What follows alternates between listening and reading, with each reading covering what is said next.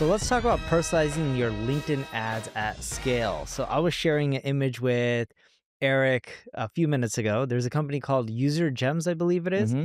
And they'll say like, hey, NP Digital, but they won't write NP Digital. They'll actually slap in our logo. Mm-hmm. And the example I sent Eric of these screenshots, they have variations for all like, hey, AVI, SPL, hey, Frontier, hey, CGS. I don't know all these company names. Mm-hmm. But in essence, what they're doing is they're running targeted LinkedIn ads to each and every single company with an image just for them, which obviously you can do really quickly because of AI.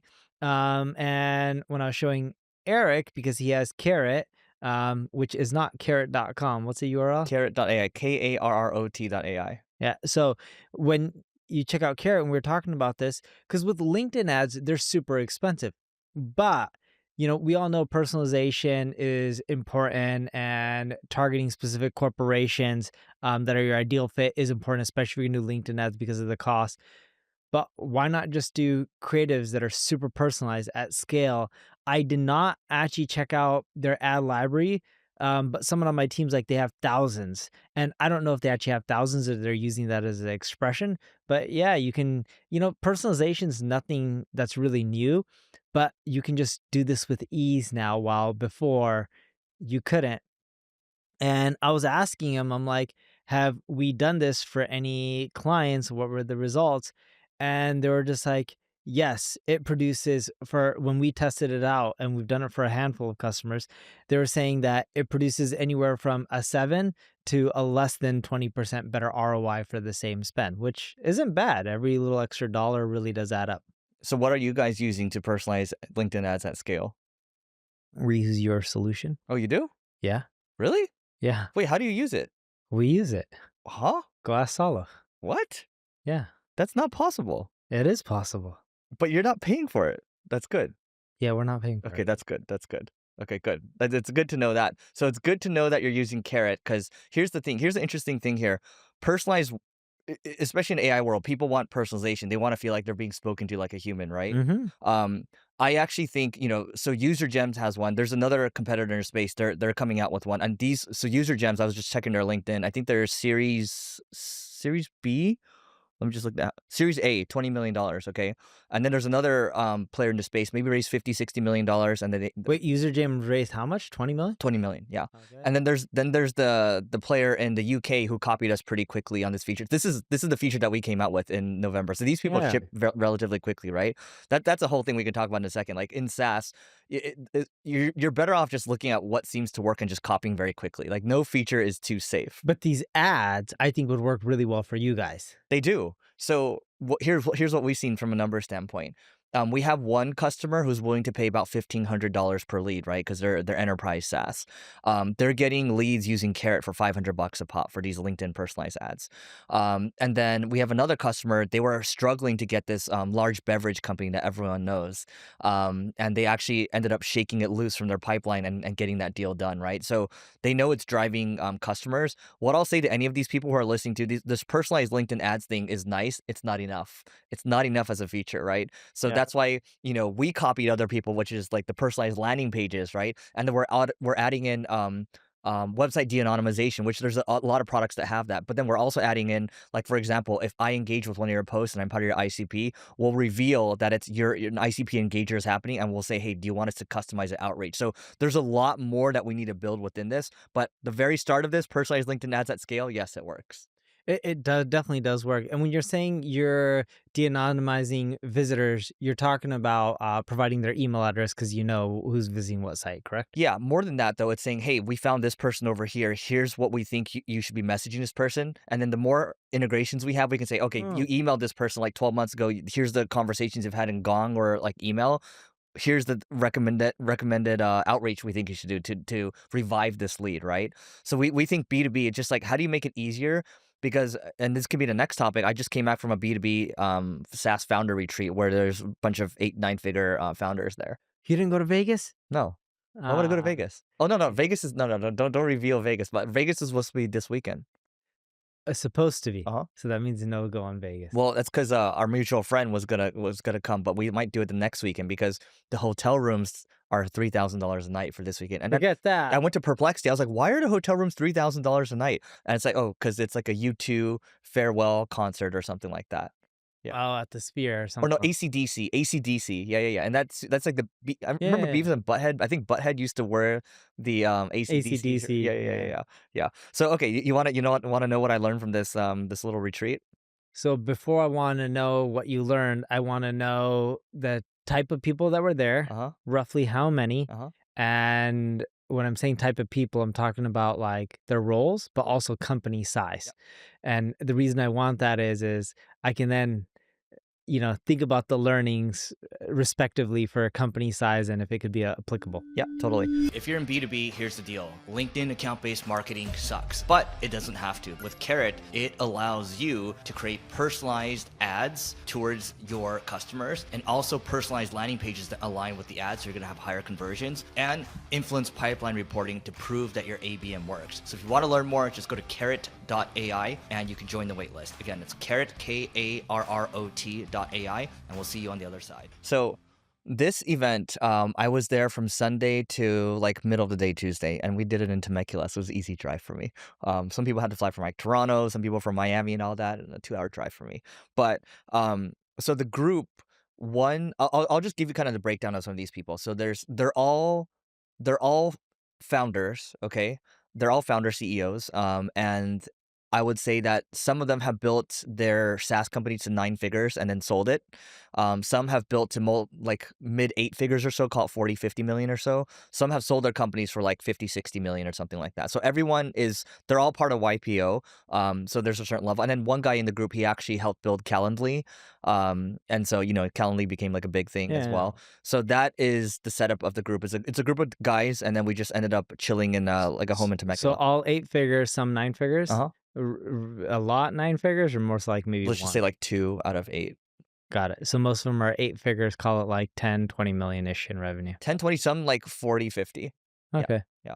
So that's the group. Like and then let me just give you some of the Wait, takeaways. and they were all founders or they were hired guns? Everyone, it seems like everyone's a founder. Maybe one might be a hired gun, but that's a different story because he works with his spouse. So Okay. yeah. And then the spouse like founded like a really big company in the past and sold for like I think a healthy 9-figure amount. Good for them. Yeah. So here's what I learned. The big thing is people in B2B SaaS, they have no idea what to do with go-to-market right now. Zero clue. And a lot of people, it's like a sunk cost fallacy. They're like, oh, but I invested so much in SEO. I'm like, so what? Doesn't mean you deserve traffic right now. All right. So everyone seems to be confused about go-to-market. But where I kind of left them all is like, guys, like it is the search everywhere optimization thing. I said, Yeah. guys, you have to be creating content like in some way, shape, or form. I don't care if you hire an in-house influencer and pay them like 200 plus or something like that. Maybe give them some upside, or you have to figure it out on your own. Well, I don't like being on camera. Well, I'm like, so stop being selfish. Like your job is to figure out how you can help other people with the knowledge that you have. And we started talking about the Cluely people, right? And then one of the guys in the group, he has like a basically it's like a screen for weapons in a school, right? Imagine that. Like there's a lot of school shootings that happen. His SaaS will screen for Yeah. weapons? Yes. How? Like through a metal detector or something like that? Something like that. Yeah, I don't know enough details, but I basically started telling people, I was like, guys, like what is like the most outlandish stuff guys can come up with? And that guy was like, oh, I'm just gonna walk into a store with a cowboy hat with a gun and see what happens. I'm like, that's a little outlandish. Like you might get in trouble for that. Depends on the state, Yeah, but yes. Texas. It'll work. It'll work in Texas because Yeah, you you can can carry in in Texas. Texas, right? Yeah. Um, But that's what his current software does. yeah. Yeah. That's a cool concept. Yeah. And so everyone has like interesting stuff, right? Where they have a lot of data. Some might be in like KYC, which is know your customer. Yep. Some might be in like real estate where they can offer you a deal where like, for example, if I register, okay, let's say I registered for an apartment. Let's say you're the landlord, right? Let's say you reject me, but I had to you pulled my credit, you did all these things, right? I did a lot of work. You rejected me because I'm too risky. But what if Noah over here and like 3 other people all of a sudden can appear and say, hey, you've already done the work. We're going to approve you, right? So Yeah. that's a really cool offer. I'm like, Yeah. how do you not just float that offer everywhere? And so I think it's just pushing these people a little more, but everyone seems confused on go to market right now because the game has changed so rapidly from a marketing standpoint. So that's number one. Do you have any follow-ups on that before I go through some others? No, keep going. Okay. I think the second part is everyone wants community, right? Like we've talked about this quite a bit, like human to human, and it's apparent that a lot of people don't. I think I've gotten lucky with being in part of these different groups, right? Where I'm able to meet with multiple people once, like Well, two wait, times a let's year or back so. up. Are you talking about they want community for their customers want community or they themselves Friendship, want? So they themselves as founders and operators yeah. want community, Yeah, it's lonely, yeah, because they say they don't really have, hangouts like this, right? Whereas I have, like, 2 other groups at the minimum. but they're in YPO, no? They This is a are, YPO but they retreat? don't have so in YPO, we actually talked about this a little bit. In YPO, their forums, their core group back home, they don't really talk about SaaS and business all the time. It's more like personal stuff, right? So you would actually like a group like this because all we talked about was business the whole time. So that's what I would say. But their YPO group is mainly personal. Correct. Yeah, and the same thing with mine. My YPO group is more personal, and my Oh, YPO group likes to they like to go out and party, right? And so like every group is different. yeah, Yeah, you mentioned that when you guys travel, yeah. you wanna go to sleep and they wanna drink. Drink or yeah, it's they Well, or like going whatever, out. right? Yeah, Yeah. yeah. So I think it's everyone's looking for a community. It's about founders. It's a very lonely game.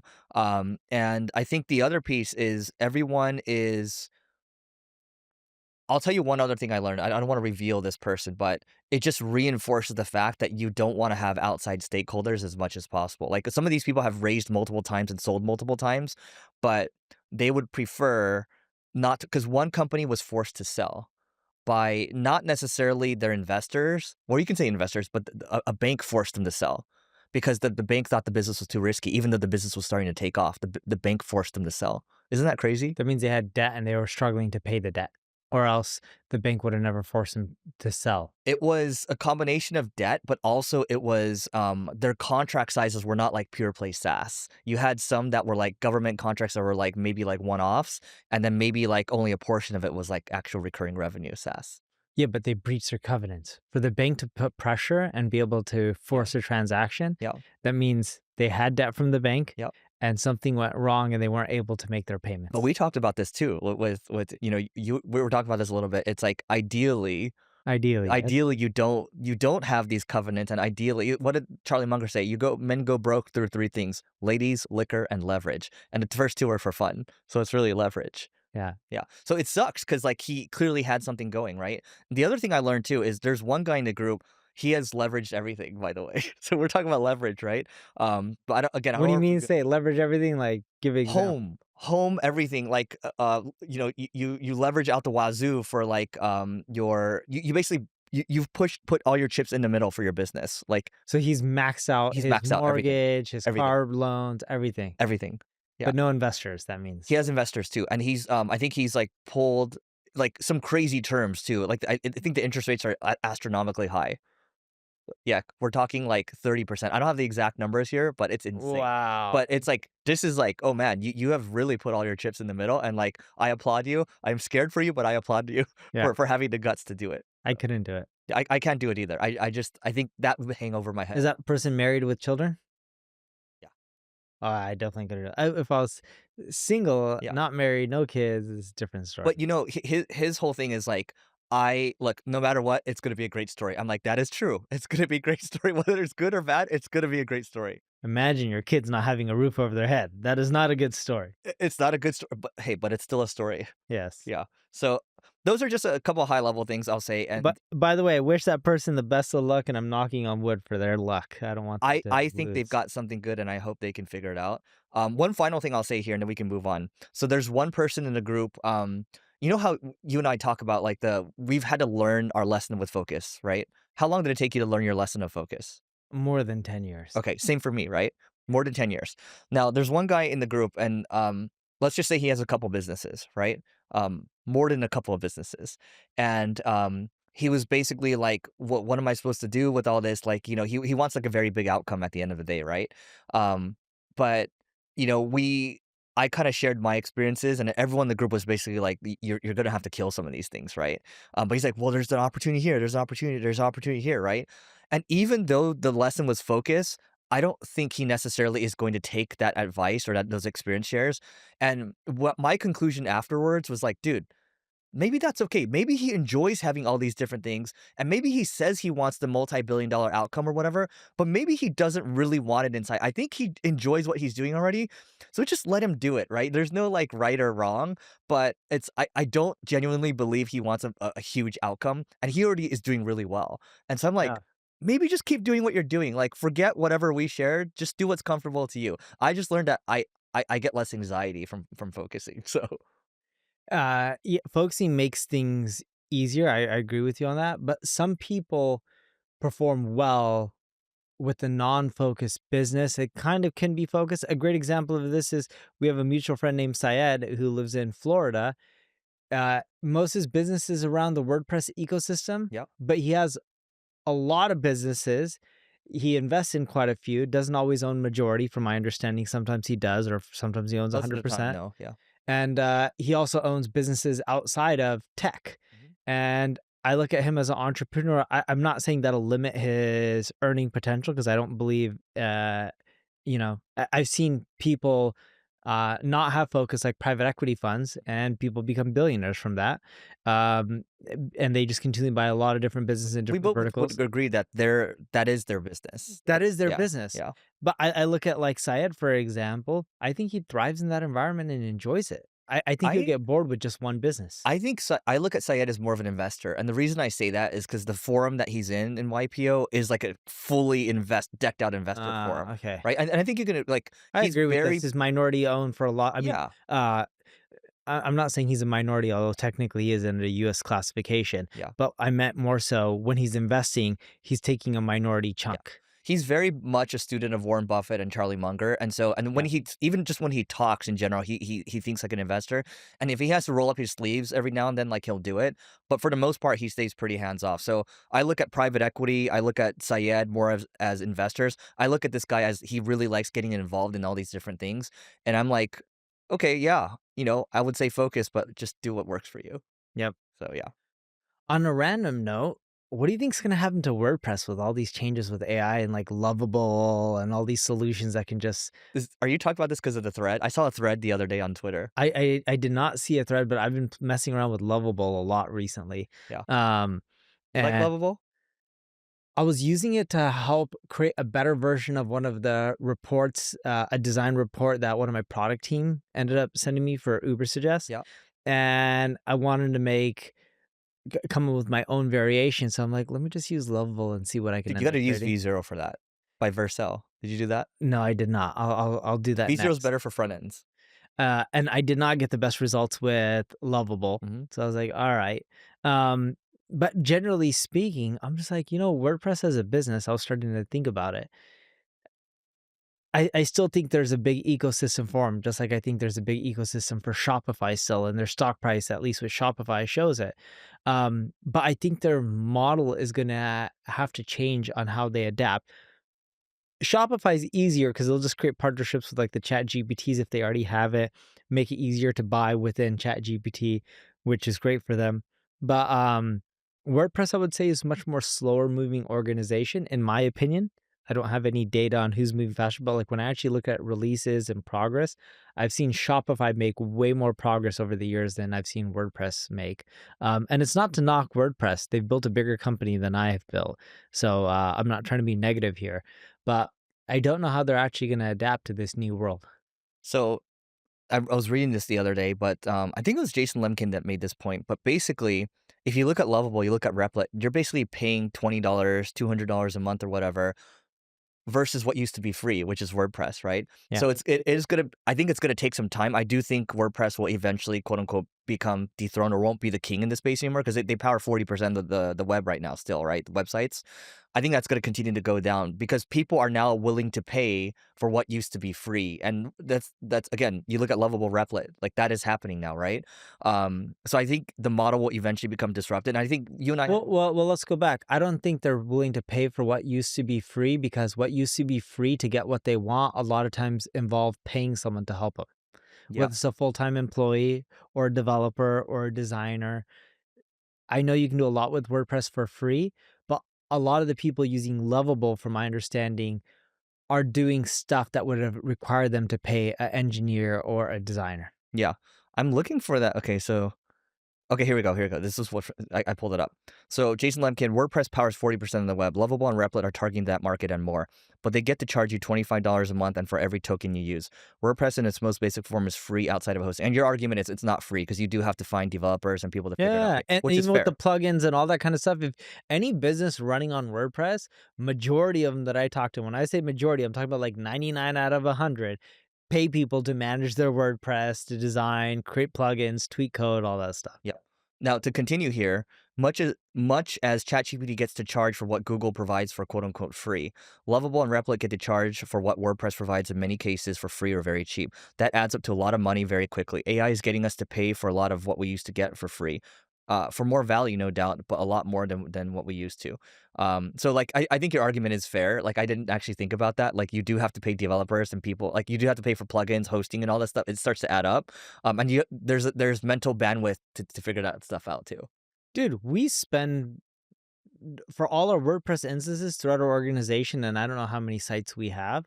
But if I just look at our main 3 websites, I would say we easily spend like 300 plus grand maintaining them per year. Easily. I still think though, even if most people start to move over to Lovable and Replit can ship and deploy these websites, 40% of the web plus pricing, that's a large amount of revenue that's gonna come out. Yes. And I do think though, even if you deploy something Lovable Replit, you're still gonna need something to manage. So whether what used to be developers or someone that's actively on the site, I think that's probably gonna be some AI agent doing it. But I also think that's gonna happen for WordPress too. Yeah. I think costs will come down for both sides, actually.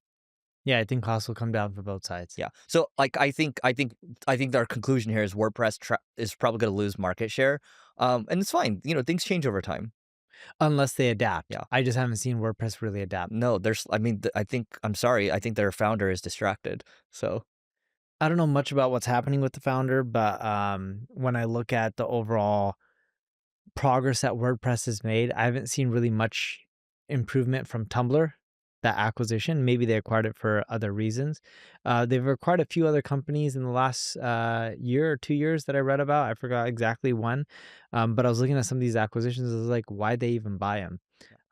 It was like the same thing. Like we both love HubSpot, but remember the rumor that was going around that Google Google. was going to buy HubSpot? And I was like, it doesn't make sense for Google to own HubSpot. And I don't think that rumor was valid, and I don't have any proof or data on this. I know Dharmesh, but not well. And I don't think that Google's really circling it. It doesn't fit into what they're trying to do. If you look at Google and Facebook, they're trying to paint this story of you don't need agencies and marketers, just use our software and we'll do it all for you. Yeah. And then when people don't get the results they're looking for, they turn to agencies. Yeah. By the way, I'm looking at Grok right now. I'm like, what's going on with Matt Mullenweg, which is the founder, or I think he's still CEO of WordPress. Is he? I'm pretty sure he's a CEO. Yeah. So they got in a lawsuit with WP Engine, which is like a hosting. Oh yeah, that's right. So WP Engine, by April 2025, a U.S. district court granted WP Engine a preliminary injunction forcing Automatic to restore access and lift discriminatory measures. Because I think WP Engine was going out to market there. I think they're trying to sell. And then I think WordPress Automatic, Matt Mullenweg said they wanted a piece of it. And they got in this lawsuit. And then I think this stuff is a distraction. And in January 2025, Matt Mullenweg disbanded the WordPress sustainability team. He deactivated WordPress.org accounts of several contributors, including Joost Divak. Yeah. And just calls for him to step down have grown, but he's been there, right? So I think a lot of this is distractions versus when you look at Dharmesh, for example, he's always posting to LinkedIn, he's posting to Twitter, sharing new experiments. He's like, he bought agent.com, he bought this domain over here, he sold this domain. He's always trying new things. And I think that's always a good signal of whether a company is kind of on top of it or not. Versus like for him, it's more he's either not posting or you see it like it's like lawsuit related stuff. Yes, and Dharmesh, a lot of the content that he's posting is even new features and news related to OpenAI and ChatGPT and stuff that they're doing. But what's interesting there is I think he'll make a killing The from OpenAI shares? OpenAI shares. I don't know what his net worth is, and I'm not here to try to predict, but I'm guessing he may make more from that Yep. than he did from all of HubSpot. Dude, imagine getting $15-20 million or whatever, just all in OpenAI stock. And this was like a year or two ago because he was selling a chat.com. I think he sold it to ChatGPT. So you figure $15-20 million for that, right? Let's call it 15. I'm assuming he got a good deal for him, and it's probably worth, hundreds of millions easily Yep. based on their latest valuation. It'll probably go to $1 trillion+ company. Mhm. The interesting thing with HubSpot, he's done an amazing job building a great company. Him and Brian Halligan. I don't know the lady who's the CEO right now, but when you look at, He's Indian. she's Indian, right?